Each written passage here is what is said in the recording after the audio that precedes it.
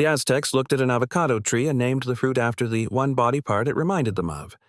That name traveled through empires, got filtered through lawyers, and landed in your grocery store.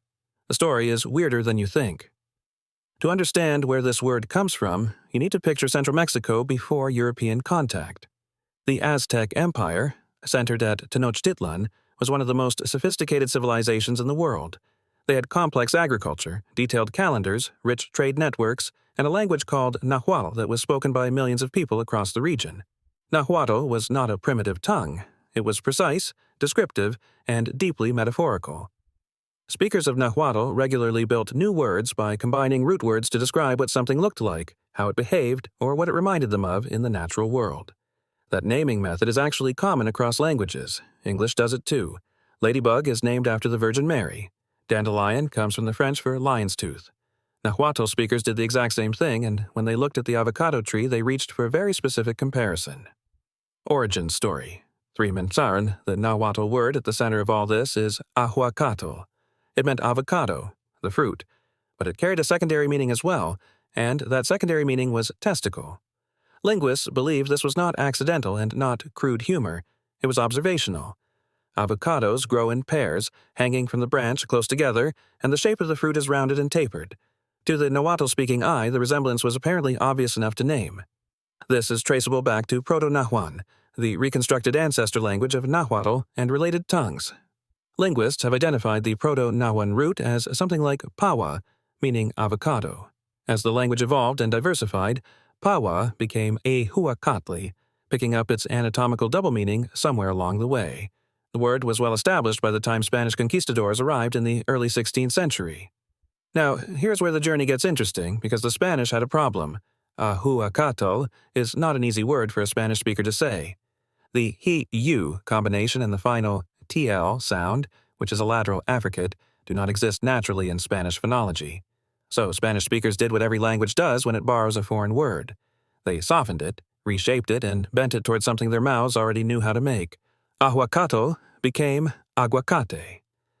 You can still hear that form today across much of Latin America and Spain. In Mexico, in Colombia, in Spain itself, the fruit is called aguacate. The word is a direct phonological reshaping of the Nahuatl original. But English did not get the word from Mexico or Spain directly. It came through a different route, and that route introduced a delicious accident of folk etymology.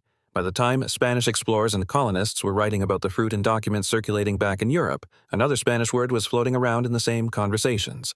That word was abogado, meaning lawyer, which comes from the same Latin root as the English word advocate. The Latin source is advocatus, a legal term meaning someone who is called to speak on your behalf. The earliest recorded use of the word in English dates to 1763, and by that point the transformation had already happened. Aguacate had been reshaped into avocado under the influence of abogado. This is classic folk etymology, where speakers unconsciously reshape an unfamiliar foreign word to match a familiar one. The two words sounded similar enough in certain regional Spanish dialects that the fruit word drifted toward the lawyer word, and avocado is the result. So, to trace the full chain, a Proto-Nahuan root became the Nahuatl word ahuacatl, which Spanish speakers reshaped into aguacate, which then drifted under the gravitational pull of abogado, ultimately producing avocado in English by 1763. A fruit named for human anatomy ended up sounding like a legal profession. That is not a metaphor. That is just how language moves through history. The misconception. 90s. The misconception you will see repeated constantly online is that the Aztecs specifically named the avocado testicle because the fruit hangs in pairs from trees. Framed that way, the story sounds like a deliberate anatomical joke, and that framing is why it spreads so easily. It is punchy, it is visual, it is slightly scandalous, and it fits perfectly in a short video or a fun fact post. But the real picture is more nuanced. Ahuacatl was the primary word for the fruit. The anatomical meaning was secondary, likely metaphorical, and probably arose from genuine visual resemblance the way many descriptive words do across many cultures. The Nahuatl speakers were not naming genitalia and then extending the word to fruit. The evidence points the other direction. The fruit name came first, rooted in that Proto-Nahuan word, pawa, and the secondary meaning developed from resemblance. The other half of the misconception is the telephone game the word plays as it moves from Nahuatl to Spanish to English. Most viral versions of this story skip aguacate entirely and imply that avocado is a direct translation of a Nahuatl word for testicle. It is not. The path is longer and more interesting than that. Modern echoes. 90s. The word aguacate is still in everyday use across the Spanish-speaking world, which means the Nahuatl original never fully disappeared. Every time someone in Mexico City or Bogota orders guacamole, they are a step closer to ahuacatl than an English speaker ordering avocado toast.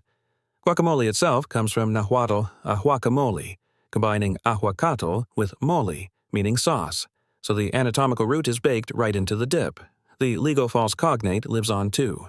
Avocado and advocate genuinely do share that Latin root advocatus through the folk etymology detour, which means every time you see a lawyer called an advocate, there is a faint linguistic shadow connecting legal representation to a creamy green fruit.